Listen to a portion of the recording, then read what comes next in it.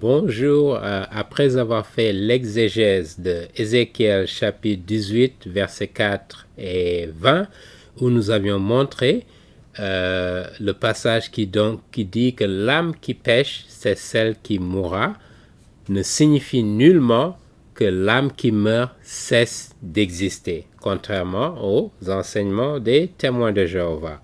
Aujourd'hui donc, nous voulons continuer dans cette lancée pour aborder un certain nombre d'affirmations faites par les témoins de Jéhovah sur cette question du sommeil de la mort ou du sommeil de l'âme. Regardons de près ce que les témoins de Jéhovah affirment sur leur propre site. Votre âme n'est pas mortelle, affirme-t-il.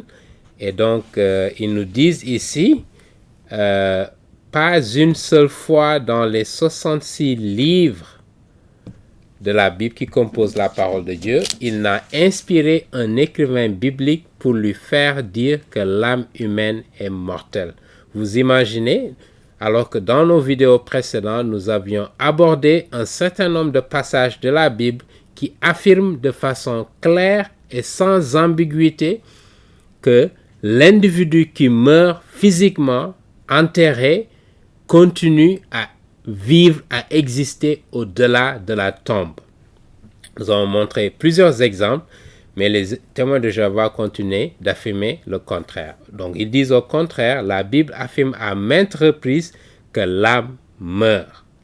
Dans Lévitique chapitre 23, verset 30, Jéhovah Dieu dit « Et toute âme qui fera une œuvre quelconque en ce même jour, cette âme, je la ferai périr du milieu de son peuple. » Là, vous voyez très bien qu'il s'agit justement du sabbat, qui est un des 10 commandements de Moïse, de la loi de Moïse, qui lorsqu'il est enfreint, mérite la mort. Voilà ce que le passage nous dit. Il nous dit simplement que la personne meurt, pas que son âme cesse d'exister. Et dans Ézéchiel, il cite Ézéchiel 18, verset 4, il dit encore, l'âme qui pêche, c'est celle qui mourra. Jésus-Christ demande, est-il permis le sabbat de faire du bien ou de faire du tort, de sauver ou de détruire une âme? Et il cite Luc 6, verset 9, ces déclarations laissent-elles entendre que l'âme est mortelle? Voilà, regardons de près ce que ce passage dans la version de Louis II de 1910 nous dit, donc Luc 6, verset 9, et Jésus leur dit, je vous demande s'il est permis le jour du sabbat de faire du bien ou de faire du mal, de sauver une personne ou de la tuer. Vous noterez ici que lorsque nous regardons la version des témoins de Jéhovah, qui du reste est une version corrompue, voilà ce qu'ils disent au verset 9. Alors Jésus leur dit, je vous le demande, a-t-on le droit un jour de sabbat de faire du bien ou du mal, de sauver une vie ou de la supprimer? Vous noterez ici qu'il ne parle pas de sauver une âme ou de supprimer une âme, mais ils disent bien vie pour faire référence à la vie humaine qui, lorsqu'elle est supprimée, s'arrête sur terre, mais l'âme de cette personne continue à exister. D'accord? Donc ici, dans Luc 6, verset 9, Jésus-Christ s'adresse aux scribes et aux pharisiens pour leur demander de se focaliser sur l'esprit du sabbat et non sur la lettre du sabbat. Il vaut mieux violer le sabbat pour pouvoir sauver la vie d'une personne que d'observer le sabbat et de laisser la personne périr et mourir. Parce que la vie d'une personne est précieuse aux yeux de Dieu. Les êtres humains sont créés à l'image de Dieu. Voilà pourquoi lorsque vous tuez une personne, c'est une partie de Dieu que vous tuez. Amen. Et donc ici, dans Luc 6, verset 9, c'est le terme souké en grec qui est utilisé et qui se traduit en français par âme. Mais dans ce contexte, il ne s'agit pas d'une âme qui meurt et qui cesse d'exister. Non, il parle simplement de l'existence humaine. D'accord? Et donc, dans ce passage, il s'agit de l'âme qui qui est supprimé, d'accord, mais qui ne cesse pas d'exister. Comment nous le savons? Parce que le même Jésus-Christ qui affirme dans verset 6, Luc 6, verset 9, nous dit également dans Matthieu, chapitre 10, verset 28, que nous avions vu dans la vidéo précédente, vous pouvez tuer le corps, mais vous ne pouvez pas tuer l'âme. Parce qu'il y a un seul être qui peut tuer le corps et l'âme. D'accord? Voilà pourquoi l'âme peut subsister au-delà de la mort physique de l'individu. Et donc, si Jésus-Christ affirme de façon claire que l'individu qui meurt continue toujours à exister, cela ne peut contredire ce qu'il va dire dans Luc 6, verset 9. Parce que Jésus-Christ est le Dieu de cet univers, le Dieu suprême de cet univers, il ne peut pas se contredire. Regardons une deuxième affirmation des témoins de Jéhovah à partir de leur propre site, où ils nous disent ici que l'esprit est la force active invisible qui vient de Dieu. Voilà ce que les témoins de Jéhovah nous disent. D'accord?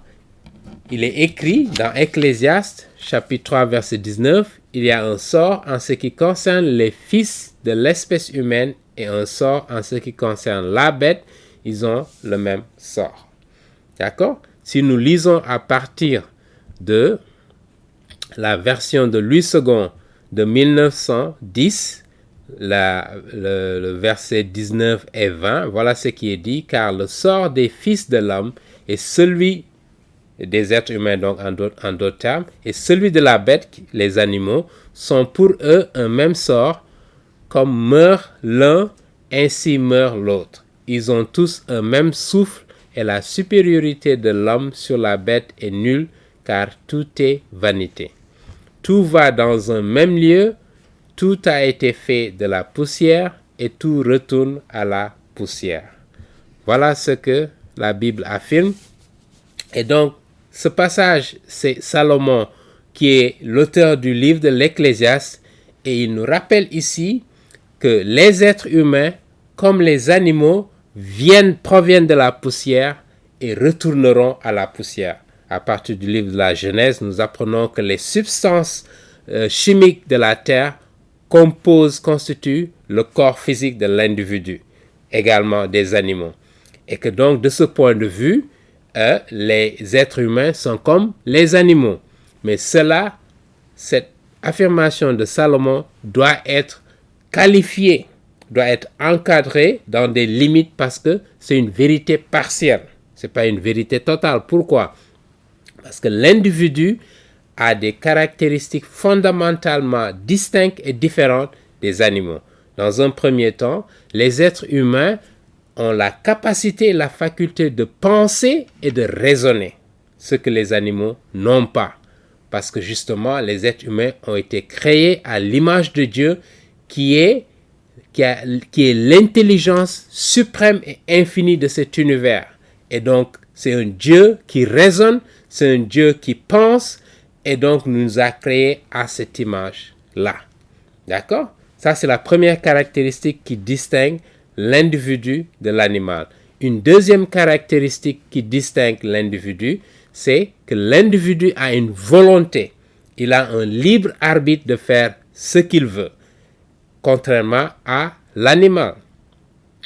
Une troisième caractéristique, les individus sont caractérisés par une moralité qui est sous-tendue par la conscience que Dieu a placée en chacun et chacune d'entre nous. Si vous allez la lettre de Saint Paul aux Romains au chapitre 2 verset 15, Saint Paul nous le rappelle. Et que donc nous sommes des êtres moraux créés à l'image de Dieu qui est l'être moral suprême, où nous pouvons savoir que tuer quelqu'un, c'est moralement répréhensible. Voler le bien qui appartient à quelqu'un, c'est répréhensible. Mentir, c'est répréhensible. Voilà, nous sommes des êtres moraux qui sommes capables de distinguer le bien du mal.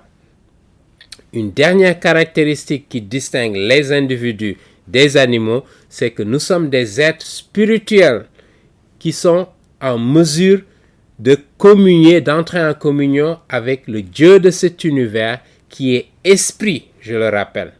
Et il nous dit, si nous voulons le chercher à l'adorer, nous devons l'adorer en esprit et en vérité.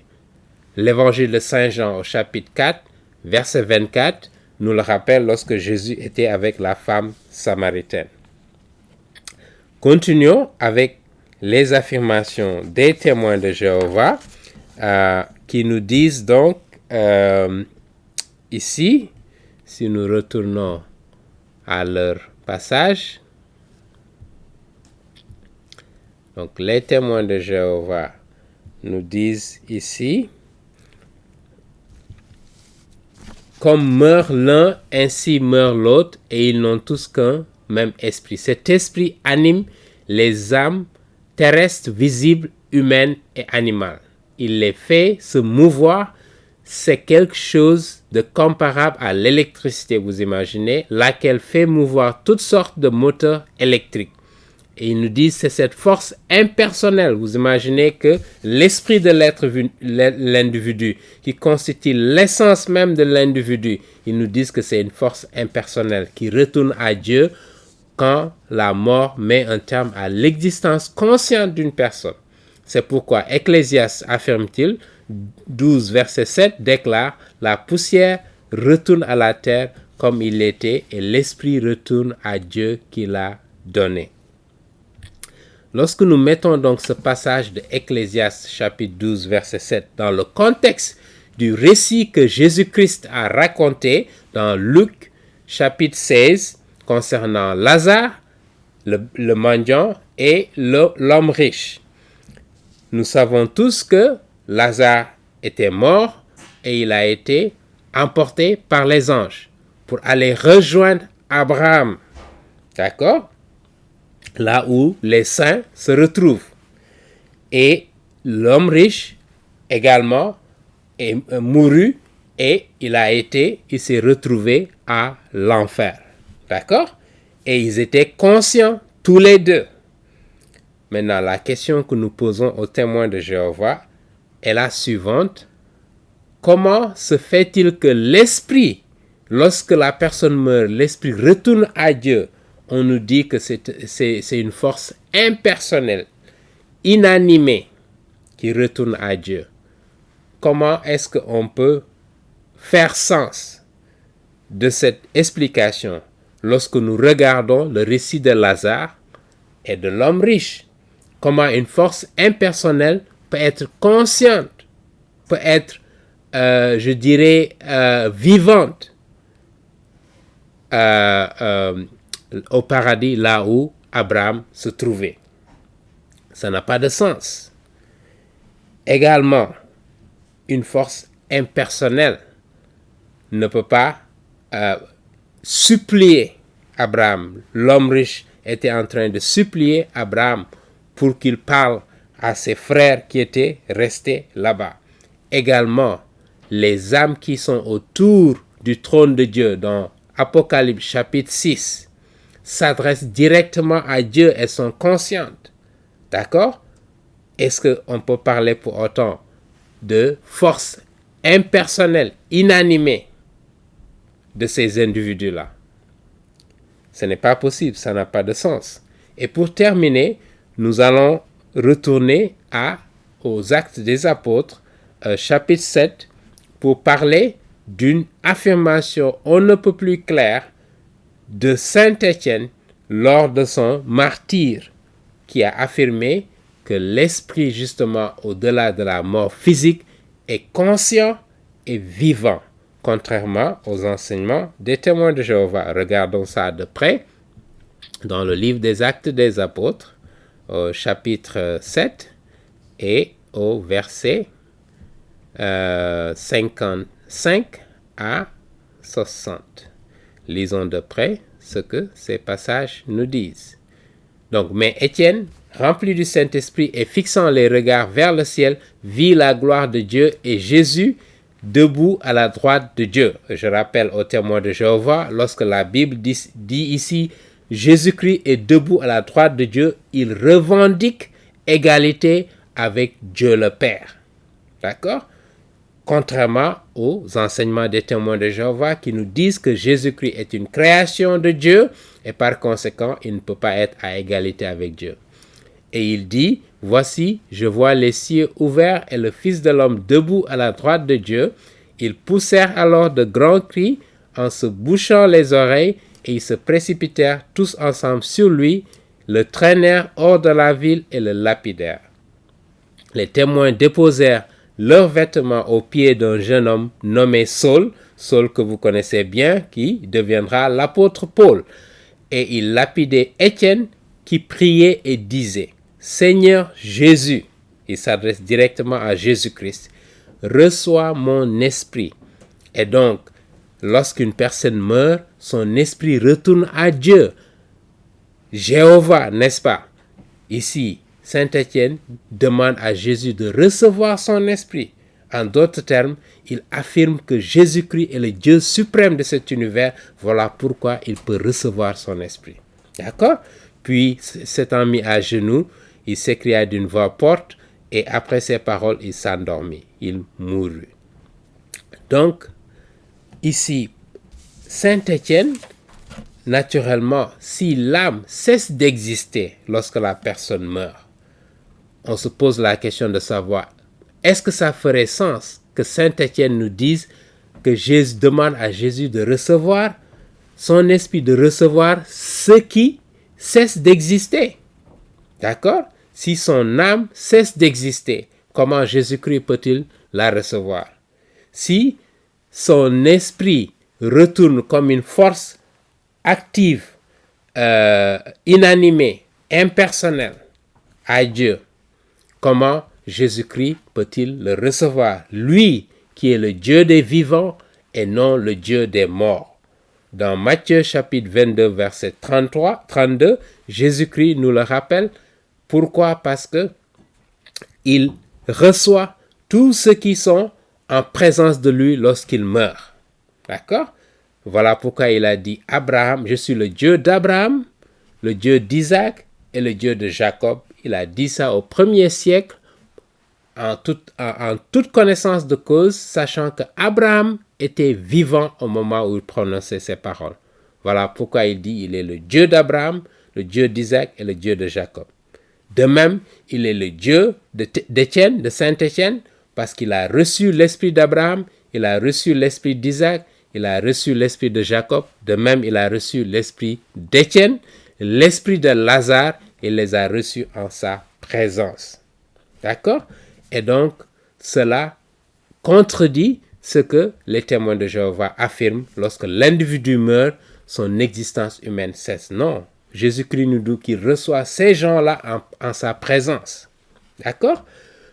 Nous allons nous arrêter là aujourd'hui. Dans une prochaine vidéo, nous nous attarderons sur le psaume 146, verset 4, que les témoins de Jéhovah aiment citer pour affirmer que l'âme est mortelle. Merci de votre attention. Que le Seigneur vous bénisse et nous nous donnons rendez-vous à très bientôt.